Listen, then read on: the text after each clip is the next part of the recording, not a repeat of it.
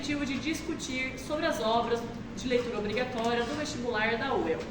No episódio de hoje, a gente vai começar com O Rei da Vela, peça de teatro escrita pelo autor modernista Oswald de Andrade.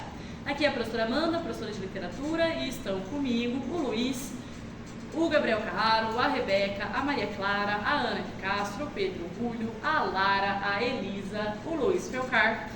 E estamos então aqui preparados para falar sobre O Rei da Vela. O Rei da Vela é uma peça de teatro que foi escrita em 1933 pelo Oswald de Andrade.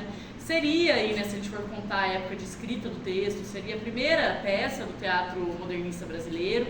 Como ele vai ser encenado só em 67, muitas vezes é considerada a primeira peça, o Vestido de Noiva, né, do Nelson Rodrigues, que tem a montagem anterior. Mas o fato é que O Rei da Vela é uma peça muito importante aí no cenário do teatro modernista brasileiro. O Rei da Vela, então, é uma peça de 33 e puxa ali muitos elementos do contexto histórico, né?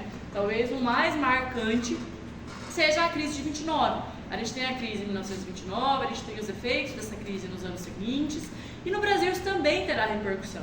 Então, Oswald de Andrade vai pegar esse momento delicado, em que muitas pessoas estão endividadas, em que acontecem muitos suicídios, para escrever uma peça que tematiza o endividamento, que vai tematizar o capitalismo, que vai criticar o imperialismo americano, que vai discutir a dinâmica do dinheiro na sociedade brasileira, né? Então, quem são os ricos e por que essas pessoas têm mais dinheiro. Então, é uma peça que vai juntar ali um monte de elementos num texto só, e por isso é chamada de peça antropofágica. O que é uma peça antropofágica, turminha? Alguém lembra? O que é uma obra ser antropofágica? Ela junta várias culturas dentro da obra. Ela pega a cultura brasileira, ela pega a cultura americana, do Mr. Jones, ela critica vários aspectos de toda uma cultura da sociedade. Muito bom. Então a gente tem ali que é antropofágico por isso, porque a antropofagia ela propõe, né, também o texto do Oswald, e propõe que seja feita uma junção de elementos culturais diversos. E é o que acontece aqui. Então a gente tem uma gama enorme de críticas dentro do Rei da Vela, e isso marca essa obra, é um dos elementos que marca essa obra como obra antropofágica. Enredo ali por cima do Rei da Vela, o que vocês lembram? O que acontece no Rei da Vela?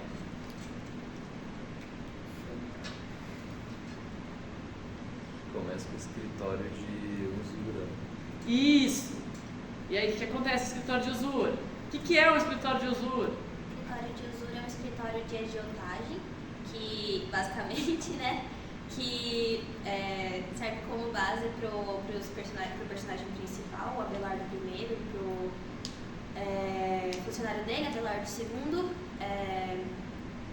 receberem as pessoas que são devidas a eles. Serve também como, em algum momento vai descrever o ambiente como um lugar que retém as pessoas, então tem um espaço de jaula ali, que animaliza as pessoas. É basicamente isso, assim, tá? Beleza. Então a gente tem, né, tá certo, isso mesmo, a gente tem ali como personagens principais o Abelardo I e o Abelardo II, e eles exploram alguns negócios, né? O Abelardo I, ele tem um escritório de agiotagem, um escritório de usura, que o pessoal comentou, e ele também tem uma fábrica de velas, então não é à toa que ele é o rei da vela, né? Essa vela realmente tem um sentido ali na obra, ele produz velas. Nossa, professora, mas que aleatório, por que ele tem um escritório de emprestar dinheiro, de agiotagem e uma fábrica de vela? Muito simples, contexto de novo, né? Então, com as pessoas endividadas, o pessoal precisava de dinheiro, ele oferecia esse dinheiro e cobrava juros altíssimos, daí a agiotagem. Com o contexto da crise, muitas pessoas se suicidaram, e aí essa é uma frase assim, que dá a tônica do caráter do Abelardo I, né? Que ele diz que, por causa da fábrica de vela, ele ganha um tostão para cada morto nacional, porque toda vez que morre alguém no enterro tem vela. Então ele é uma pessoa ali que a gente já percebe quem ele é nas primeiras páginas do livro, que é o ato 1, que foi o que o Gabriel começou a comentar. Então a gente tem que essa peça ela é dividida em 3 atos, peça teatral tem essa divisão em atos e não em capítulos, né? O primeiro ato se passa no escritório de agiotagem, Abelardo, e ali esse primeiro ato, o papel dele é nos apresentar esses personagens. E é ali que a gente entende, então, que o Abelardo I, ele é um agiota, ele tem esse escritório de agiotagem, ele explora as pessoas que emprestam o dinheiro dele, né? Então ele é bastante cruel muitas vezes, né? Ele chega a dizer que ele não quer saber de desculpa nenhuma, de quem não pode pagar, que as pessoas têm que ser executadas, né? Que os títulos têm que ser executados, enfim. E a gente percebe então que o Abelardo II ele é um funcionário que está ali. Normalmente o Abelardo II nesse começo tem um discurso mais progressista, né? E a gente vai ver que esse discurso progressista não dura muito. Essas duas personagens, Abelardo I e Abelardo II, são irmãos, pai e filho, parente? Relação sanguínea nenhuma. Relação sanguínea zero, muito bem, né? A gente vai ver que tem um motivo para o mesmo nome, tem um motivo para o primeiro e o segundo. Segundo ato. No segundo ato, a gente tem o noivado do Abelardo I. O Abelardo I está noivo de quem?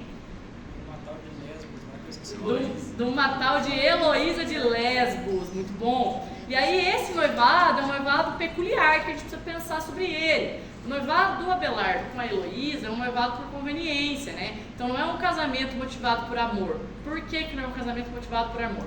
O Abelardo, ele tem dinheiro, porque ele enriqueceu agora com a agiotagem, com a fábrica de velas. Mas ele não tem o nome de família. Enquanto a Heloísa vem de uma família tradicional, uma família de fazendeiros, ela tem nome de família. Só que a família dela perdeu dinheiro com a crise. Então eles vão juntar aí o dinheiro com a tradição. Cada um entra com um lado e o casamento vira uma conveniência boa para ambos. Outra dica também está no nome dela, né? Heloísa de Lesbos. Lesbos é o nome de uma ilha grega, de onde vem o nome lésbica. Então quando fala alguém é lésbica, essa palavra foi cunhada a partir dessa ilha, da ilha de Lesbos, né? E está ligada aos relacionamentos homoafetivos entre mulheres.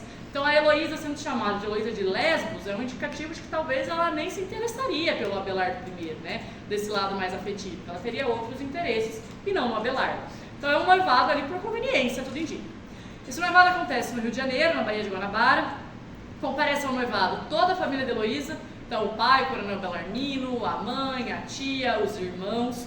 Comparece o Mr. Jones, que é o americano imperialista, e o Mr. Jones tem duas frases no livro. Alguém lembra alguma? Good business. Good business. Qual é a outra? Oh my God. Oh my God. Né? Então ele vive de oh my God e good business. É uma crítica ao americano, é uma crítica ao imperialismo americano, né, que vem para o Brasil. O Mr. Jones, ele tem uma bandeira dos Estados Unidos que ele carrega com ele. Então essa ideia de Estados Unidos querer fincar a bandeira em todos os lugares, né? A obra é anterior à chegada do homem à lua, mas isso me lembra muito o homem à lua com a bandeirinha americana. É um pouco isso que o Mr. Jones faz ali na Baía de Guanabara. O noivado acontece e aí nós vamos para o terceiro ato. Terceiro ato, estamos de volta no escritório de agiotagem e aí o Abelardo está desesperado, porque ele descobriu o quê? Que ele tomou um golpe aplicado pelo Abelardo II e pelo americano imperialista Mr. Jones. Ai, professora, tomou um golpe e procura seus direitos na justiça. Abelardo tem direito para procurar na justiça, pô? Como é que você chega lá na porta do judiciário e fala: olá, senhor juiz, eu sou agiota, levaram meu dinheiro? Não dá, né? Não vai dar para ele fazer isso. Então o Abelardo, ele se vê ali na mesma situação do pessoal que ele explora, endividado, sem dinheiro, sem ter onde pedir ajuda. E aí ele também terá, isso é irônico, né? Ele terá o fim das pessoas que ele explora, né? Ele também irá se suicidar no fim dessa história. Então ele atira contra si mesmo, ele se suicida ao final, e aí a gente percebe que a obra fecha um ciclo. Se ele começa tirando sarro de quem está endividado, se ele começa tirando sarro de quem se suicida, ele termina a obra nas exatas mesmas condições. O dinheiro dele fica para quem? Abelardo II. E é nesse final que a gente entende por que eles têm o mesmo nome, porque é primeiro e segundo. Quem se arrisca? É porque, segundo o livro, né, na verdade, o dinheiro ele muda de mãos, mas ele não muda de nome. Então, basicamente vai estar sempre nas mãos das mesmas pessoas, da mesma família, assim, nunca vai ser distribuído, basicamente isso. Perfeito. Então eles têm o mesmo nome, né? Abelardo I, Abelardo II. Muda de mãos, não é a mesma mão, é outra, mas o nome é o mesmo.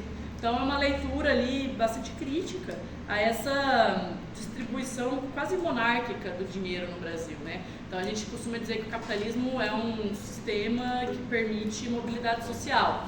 E comparado a outros, realmente permite, né? Mas que mobilidade é essa? Realmente acontece? Acontece com todos? São as mesmas pessoas que têm acesso ao dinheiro, né? Então é mais ou menos por aí que o Oswald de Andrade vai situar essa crítica.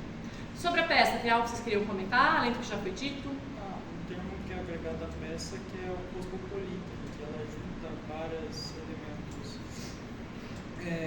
uma cultura erudita com uma cultura popular.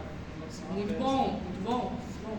Você tem elementos ali, né, nessa obra que às vezes ele faz citação de pintores famosos, de autores famosos. Ele tem o Abelardo I tem uma Mona Lisa pendurada no escritório, né, uma réplica ali da Mona Lisa. O Abelardo I, num dado momento, vai citar escritores da literatura mundial como Gustave Flaubert. Então ele realmente tem elementos de uma cultura mais erudita misturados a uma cultura mais popular, de fato. Bom, Outro ponto importante também é lembrar, né, que essa peça é de 33, foi encenada em 67 e foi reencenada em 2017. As duas montagens feitas pelo Teatro Oficina, que é uma companhia importante de teatro em São Paulo, que era dirigida pelo Zé Celso Martinez Corrêa, um diretor de teatro brasileiro muito famoso, muito importante, e que nos deixou aí no ano passado. Então, possivelmente, isso pode servir como mote, né, essa morte recente do diretor, para que seja feito algum questionamento aos alunos sobre o livro.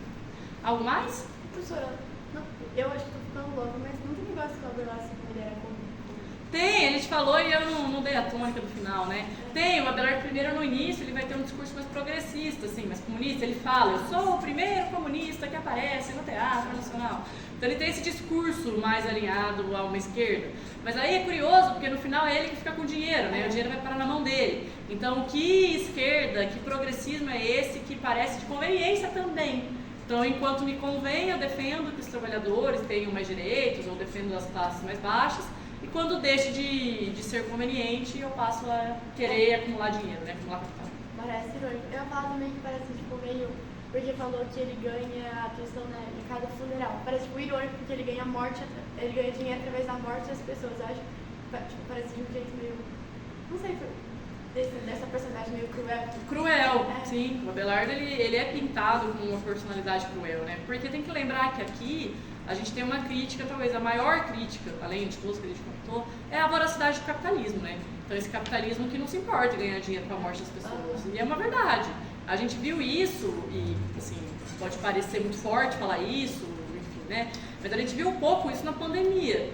As pessoas morrendo e muita gente simplesmente não se importava, né? Então durante ali a pandemia, principalmente naquele período em que as mortes aumentavam assim, muito durante os dias, né, no nosso país, essa peça ela foi relembrada, principalmente por causa dessa frase, né? Ganha um tostão para cada morto nacional.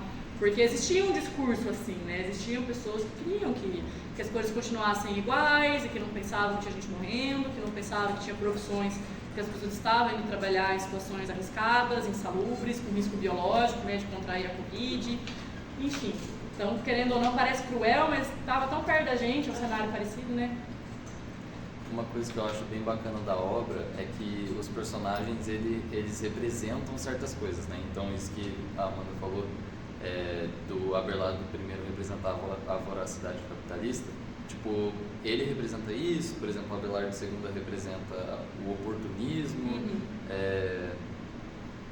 a família da Heloísa também é representada, é posta como tipo, uma família tradicional, mas na verdade ela representa tipo, o caos que ela realmente é, por exemplo, a sogra do Abelardo dando em cima dele e tal.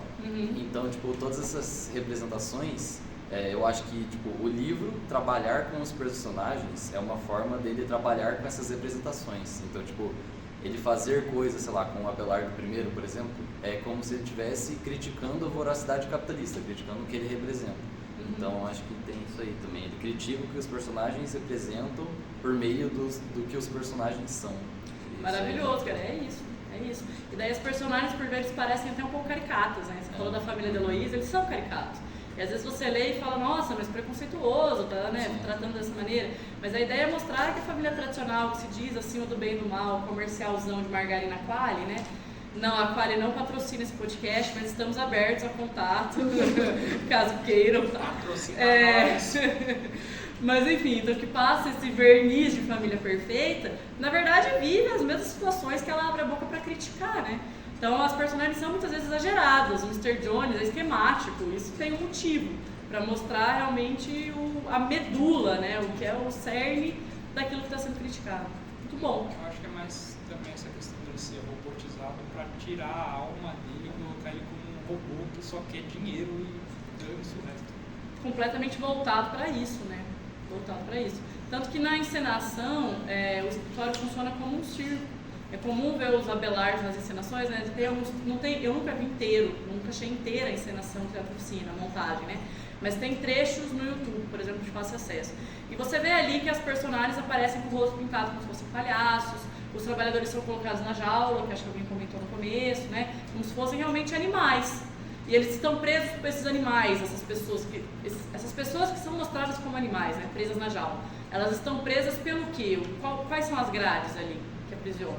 Pela dívida delas. a dívida, pelo dinheiro, pelo capitalismo em si. Quem colocou elas ali foi o Abelardo. A gente já viu que o Abelardo simboliza o capitalismo, né? Então a crítica ela vai bastante. O Oswald de Andrade sempre foi, a gente estuda ele no modernismo bastante, né? Sempre foi um escritor ali bastante questionador, muito irônico, irreverente, que tem essa característica de questionar a realidade que ele vivia. E acho que isso aparece bastante no Rei da Vela. Algo mais a comentar sobre o Rei da Vela, moçada? Não? The King of the Candles? Mais nada? Não? Versão aí traduzida? Não? Então é isso. Acho que a gente encerra o primeiro por aqui, né? Sobre a discussão sobre o Rei da Vela, peça de teatro do Oswald de Andrade. Agradeço a participação de todos os alunos aqui comigo. Agradeço em especial, como esse é o primeiro episódio, vou passar a lista completa. Então agradeço ao Colégio PGD, agradeço ao coordenador, né, Demilson Carolinha, agradeço a Débora, nossa orientadora. Agradeço à professora Viviane, que idealiza e toca esse projeto junto com a gente. Agradeço à aluna Ana Júlia, do primeiro ano do ensino médio, que fez a nossa arte. Agradeço ao aluno Pedro Rulli, que salva a gente várias vezes com o som, com a mixagem, com a abertura e com praticamente tudo que a gente precisa aqui no podcast. E a todos os alunos queridos aqui que sempre dão as melhores opiniões, porque nós temos os melhores alunos do mundo, né? Quem disser o contrário está mentindo. Então é isso, pessoal. Muito obrigada por nos ouvir até aqui e até a próxima. Vamos dar um tchau? Tchau! Tchau! Até mais. Nossa!